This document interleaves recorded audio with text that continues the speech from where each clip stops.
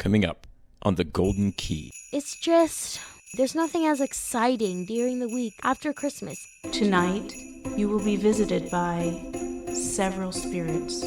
Oh, I saw a movie like this. 3 spirits, right? No, Claire, that was a movie. Take my hand. Here we go, out the window. Oh, you must be Claire. We're the holy innocents. I don't want to see this. Please, it's so sad. Boy, I hope you had a better time than those holy innocents, martyred by soldiers, the order of a king. So what made your feast day be December 29th? I was murdered by soldiers at the order of a king. Oh, man, that's awkward. Sorry.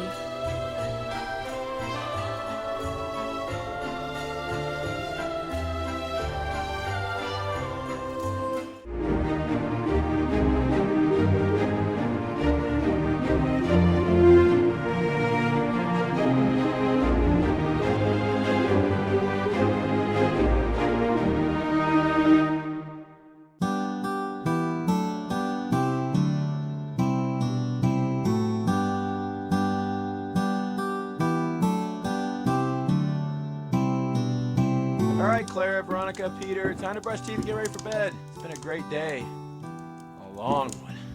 You guys up for what, 6 a.m. this morning? Yeah, which is by far not the earliest Christmas morning forced wake up, so at least we got to sleep that long. Yeah, I'm beat. No bedtime argument for me. Or me. I feel like I've been up for days. Yeah, I'm tired too, and kind of sad. Why's that, Claire? Oh, well, Christmas is over, you know? I mean, I got great presents. I had a great day seeing my grandmas and playing with my new things. It's just that after all the joy and beauty of Advent, then Christmas comes, it's just over. Well, you know, that's not really true, Claire. Christmas is a season. Yeah, I know. The 12 days of Christmas and all that. It's just, well, you know, it's not the same. Anyway, there's nothing as exciting during the week after Christmas, even if we're still on break. Oh, yeah, I had the same feelings as a kid. I hear you, Claire. In fact, one Christmas night, I was feeling that way and asked my dad why people get so excited about Christmas Eve coming. Well, it's mentioned in songs and books and movies. Wait, you thought Christmas Eve was the night of December 25th? The night of Christmas Day? Yeah, Veronica, well, Christmas evening, you know? It was funny. My dad had to inform me that the eve of a special day, or feast day, is the night before that day. Huh. I bet it made a lot more sense then. Yeah, it did, Peter. Anyway, let's get ready for bed, you guys. I will. I just want to lay down for a second and look at the Christmas tree. It's really pretty. Okay, Claire, but then come on up and get your teeth brushed, okay? Okay, Mom. I will. Huh? Oh, it's quiet. Everyone's gone. Must have fallen asleep. Wonder what time it is. Oh, the fire, it's just about out. I guess I'll head up to bed. Claire, What? Mom? Where are you? down here, Claire. Wait, where? Who? Who's down by the nativity set? Veronica? No, Claire. Look closer. Oh my gosh! This can't be happening. It can't. You're a little statue. You're Mary. Yes, Claire. The mother of your Lord and mine.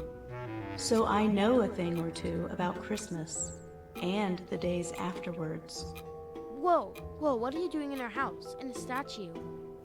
Claire, I'm not actually in the statue, just speaking to you from it. I have something to tell you. I just can't believe you're speaking to me. I came to tell you what will happen tonight. Whoa, like a prophecy? Or a warning or something? Should I tell people? Not that kind of thing, Claire. This is mostly for you. Though if you tell others, it would be a great thing. Okay, Mary, I understand. But that's just it, Claire. You don't understand. But you will. Tonight, you will be visited by several spirits. Oh, I saw a movie like this. 3 spirits, right? No, Claire, that was a movie. More than 3 spirits. Oh, okay. Sorry. Listen to them, Claire. They have much to teach you. Now, good night. Good night. Mary, wait. I wanted to ask you so many things. Oh, she's gone. Mary? Well, she didn't move when I touched her. Wow, this is some nativity set we bought. Okay, this is too weird. I have to tell Mom and Dad. Mom, Dad, wake up! You'll never believe it. What is it, Claire? We're asleep. Finally. Listen. Mary just talked to me. That's nice, dear. No, really, the one in our nativity set. I'm sure it was a dream. Claire, go back to sleep. No, but she talked. I really mean it. Claire, you were the first one to wake us up this morning. We're totally exhausted. Please just go to sleep. Tell us about it in the morning, okay, honey? Okay, sure. In the morning. Guess I'll head to bed. If it was a dream, I'll just drift off to sleep and wake up, and that will be that. Ow! Who's there? I'm calling Mom and Dad. Wait, haven't they suffered enough? And why do you have so many toys on your floor? I could have broken my... Well, it's not relevant. Who are you, and why are you in my house? Wearing old robe clothes. Oh, right, sorry. Saint Stephen, Deacon and Martyr, circa AD 34. Saint Stephen, right, I've heard of you. I should hope so, Claire. Though not for my own glory. I'm in the Bible, after all. And I'm considered the first Christian martyr. Well, I mean, there are these children you'll hear of later, but anyway, my story is in the book of Acts. Oh, yeah. I do remember that story. You were pretty young, and bad guys made you defend your faith. Well, bad guys is a relative term, though they certainly were being bad. Yes, the Sanhedrin. Some of the enforcers of our Jewish law at the time were not comfortable with the spread of Christianity. So I defended it through the scriptures at the time, what you called the Old Testament. And they killed you for it? Stoned me to death with rocks. Oh my goodness, that must have hurt. Well, yes, though I prayed for forgiveness for them.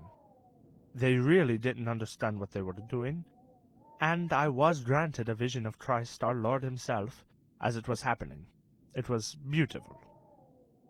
Anyway, Claire, I'm here to take you on a little journey and to tell you about the day after Christmas, which technically I think is right now, at least in your time zone. Wow, so this will be sort of like that movie. Well, actually it was a book first, you know. You should read it one day, by Charles Dickens. A Christmas Carol, that's the name. So something like that? Yes, but different. Here, take my hand. Here we go, out the window. Oh wow, I'm a little scared. I've never been so high above our property, or the area around, or our town. Wait, this isn't our town anymore. No, Claire. This is a scene from the early church. They've gathered, a year after my death, to honor me as the first martyr. Mine was one of the first feast days outside the celebrations surrounding Jesus' life, like Easter. Here, let's go a bit further. Whoa, that's a beautiful church. Yes, it's a medieval celebration of St. Stephen's Day, or the Feast of Stephen.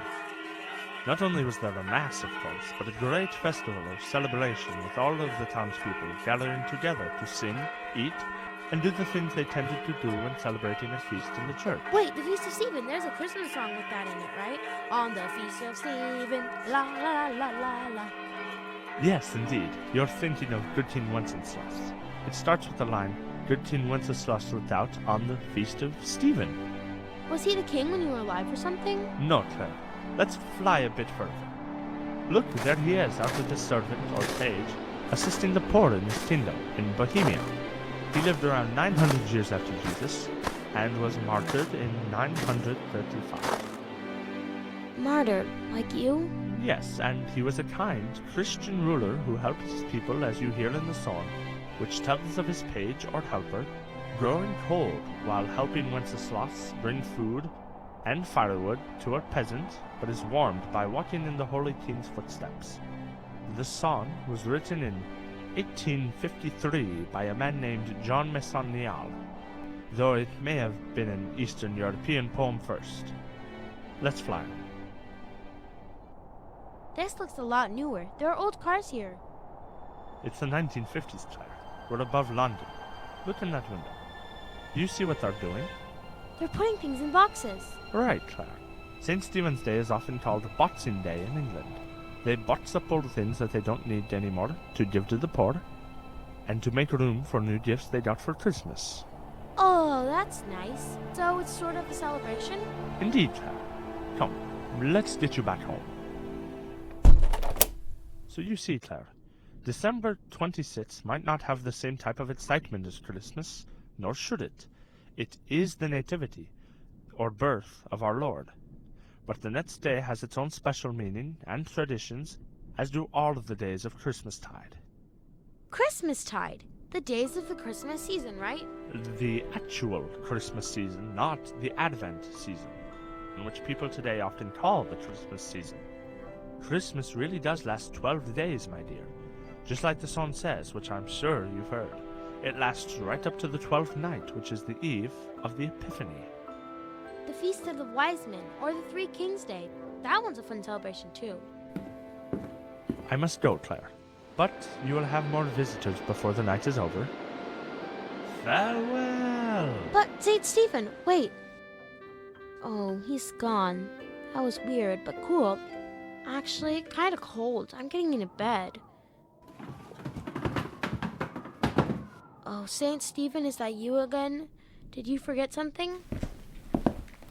No, Claire. It is... Ouch! No, you really should tidy up the toys in your room. Oh, right. I've heard about that. Sorry. I absolve you. What?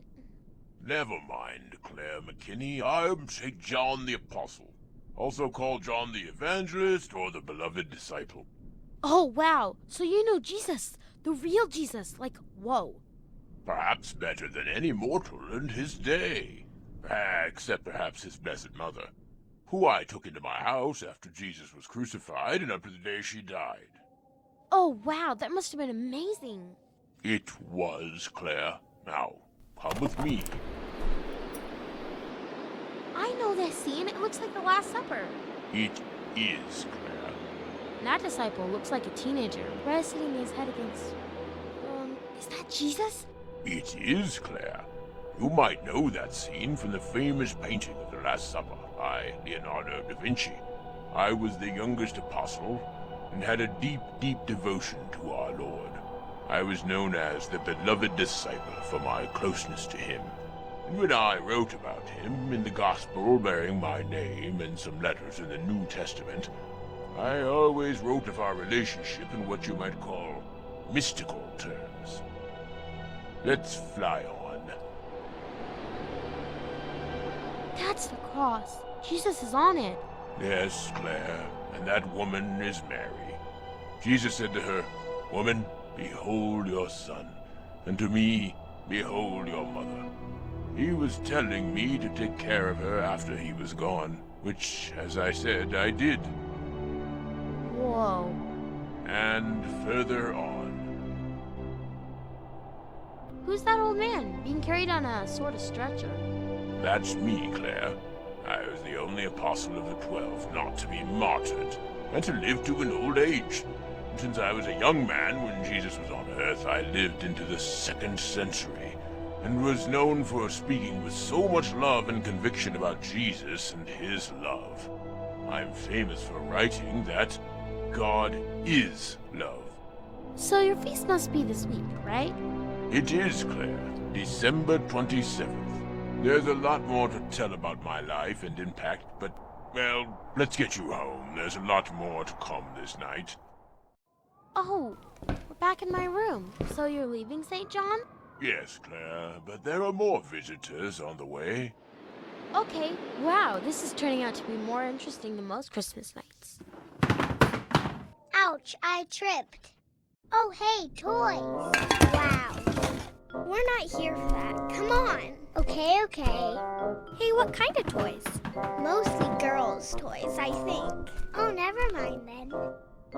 Wait, you're a bunch of tiny little kids. Who are you anyway? Oh, you must be Claire. We're the Holy Innocents. Your feast is this week too? Yup, December 28th. Wait, I kind of remember this. You're from Bethlehem, right? Right, come with us. Is that Bethlehem? Sure is. Who are those soldiers on horses riding in? Those are mean men, sent by a mean king. King Herod. It was King Herod. He was scared that baby Jesus would take over his rulership, so he wanted to get rid of him, didn't he? Yes, Claire. So he sent soldiers to find every young boy in Bethlehem, right down to the littlest baby, and got rid of them. I don't want to see this. Please, it's so sad. I keep crying and yelling. Why are you telling me this? Because, Claire, as joyful as Christmas is, it was not all warm fuzziness. It was hard. Hard for Joseph and Mary, who escaped right before the soldiers came and fled to Egypt. And especially hard for our families and us. That's why the church sets aside a day each year to remember these few days after Christmas, the sacrifices made by others, in this case us, in order that God could come among us and bring his love to human beings in this special way that he did by breaking into history. But it's so sad. You don't seem sad. Of course not, Claire. We get to be in heaven with Jesus. It's awesome, and our families were with us in what seemed like a flash, even though it was years for most of them. We have wonderful Christmas celebrations together every year. So this may not be the most cheerful feast day in a way, but it's pretty meaningful, don't you think? And definitely not boring during the week after Christmas. No, it's not. I won't forget that, but I think I want to go home now. Sure thing, Claire. Here we go. See you in a while, hopefully, Claire. Oh, you mean... Oh, wow. Hopefully not for a long time in Earth years, anyway. Happy Christmastide, Claire. They're gone. Whew, that was memorable. I kind of think I'm ready for a break. Whew. Ah, good, you're back. I was wondering when you'd come. You'll note I organized those items on your floor. Oh, my toys. Yes, quite a tripping hazard, don't you think? Thank you, Mr. Sane. Who are you? Thomas A. Beckett, at your service, miss. Oh, so your feast day must be the next day, right? I mean December 29th? Exactly right. Boy, I hope you had a better time than those holy innocents. Martyred by soldiers, the order of a king. Well, actually, come with me. Okay, will do. The Christmas season only has 12 days, so this can't go on all night. So what made your feast day be December 29th? I was murdered by soldiers at the order of a king. Oh, man, that's awkward. Sorry. Think nothing of it. Wow, that church is beautiful. Where are we? We're at Canterbury Cathedral in England, the place where knights under the reign of King Henry II murdered me at the altar after Mass. That's terrible. To make matters worse, the king and I had been good friends. Oh, wait, you're that Thomas A. Beckett. Oh, do you know another? No, well, our dad made us watch this movie about you and your king friend. Oh, you've seen that? Yes. Well, I'm not sure that fellow looks much like me. There's also a very famous play, Murder in the Cathedral, by the American writer T.S. Eliot, about it. Yes, I remember the movie now. There are some knights who heard the king say he wished someone would get rid of you, and he didn't really mean it. That's what my dad says. But they thought so, and so they went to the cathedral and killed you. Yes. I felt worse for them, and for Henry than me. For their souls, I mean. The king was sorry after that happened, wasn't he? Indeed, Claire. Wait, what's happening? You're not going to show me your murder, are you? Because I really don't want to. No, Claire. I'm about to be consecrated as a bishop. It's an important moment. I bet. I mean to become a bishop.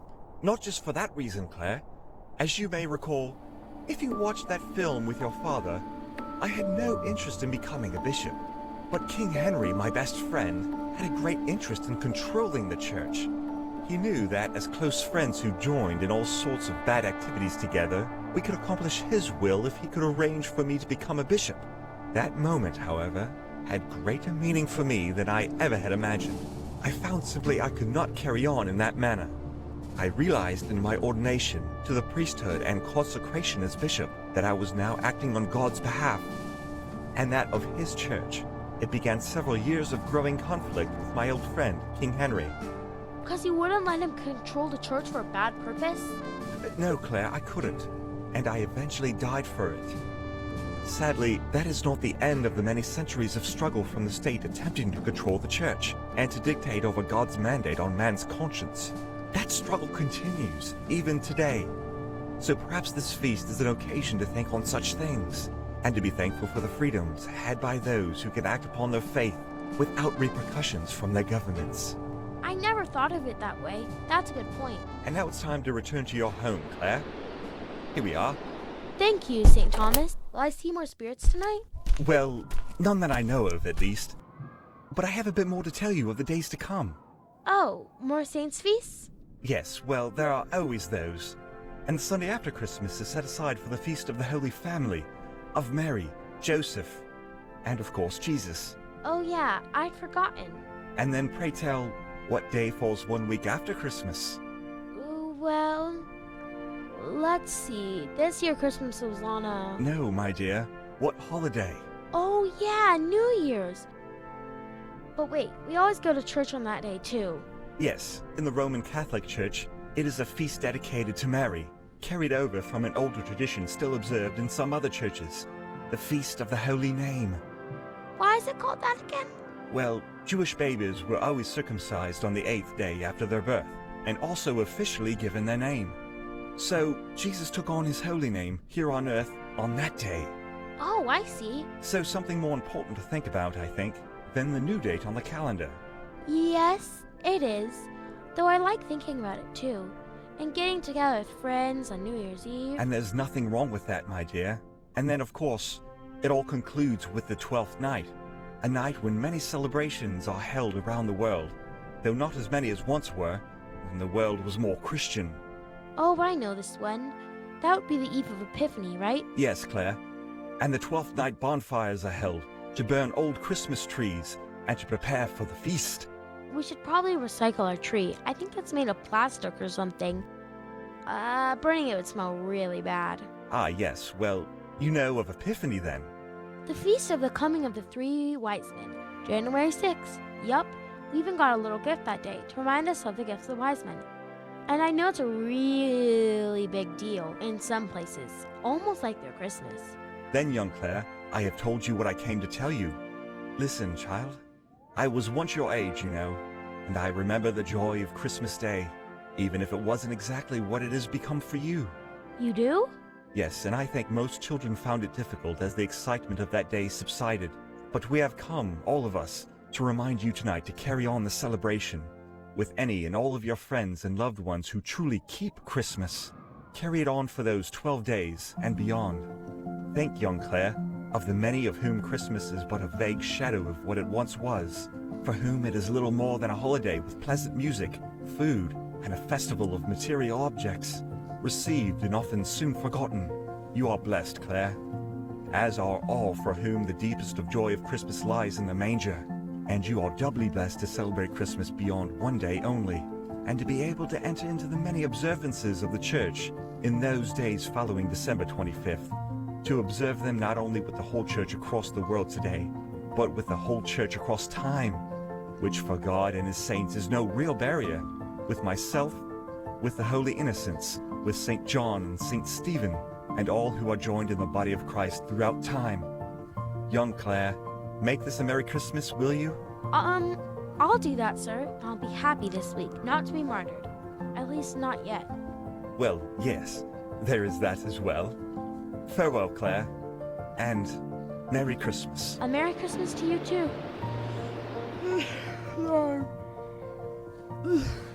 Going to sleep, finally.